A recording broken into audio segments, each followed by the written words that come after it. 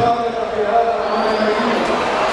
تحية من القلب لأبناء اسم الأبطال في كل المواقع من عمال وفلاحين ومثقفين، من علماء وأدباء، من فنانين. جمهور العزيز، اليوم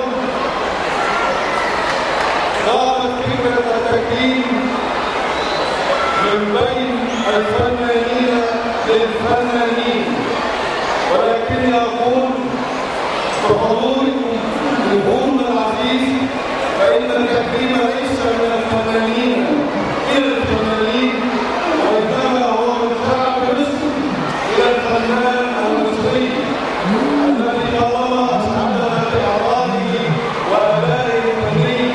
وحينما سمع نداء الدم دفاعا عن الأرض والعرض والشرف لبى النداء دون أن يبرر لماذا سيذهب، ذهب تلقائيا ليلبي نداء الدم ويقدم الواجب للأرض التي حضرته ونشأت فيها. إخواني الأعزاء، يسعدنا باسم برنامج وباسم السلك القومي وباسم نقابة الأندية التمثيلية التي اعتادت الحوار على هذا اليوم الجديد الذي غاب عن برنامج بإعطاء حق التكريم ل 39 عاما. فيسعدني أن أستقبل معكم الفنان القدير مدير عام السلك القومي الفنان محمد أبو ليلى.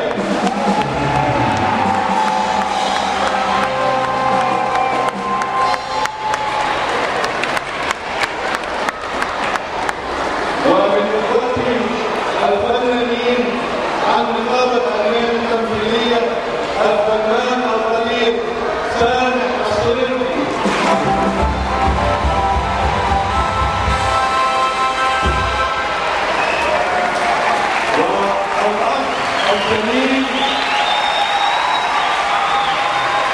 والأخ الزميل الفنان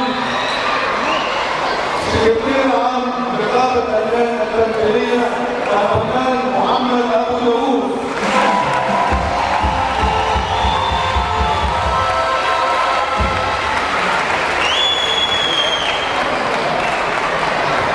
ومن جيل الفنانين الشباب الواعدين الفنان محمود عامر.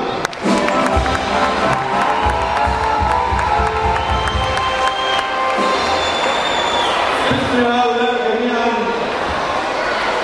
باسم جمهور الليلة الكريم المحترم الذي حضر ليشارك في تكريم فنان مصر الذين لهم نداء الواجب، يسعدنا أن نقدم هدايا تذكارية تعبيرا عن حبنا وعن مدى عطائهم الكبير.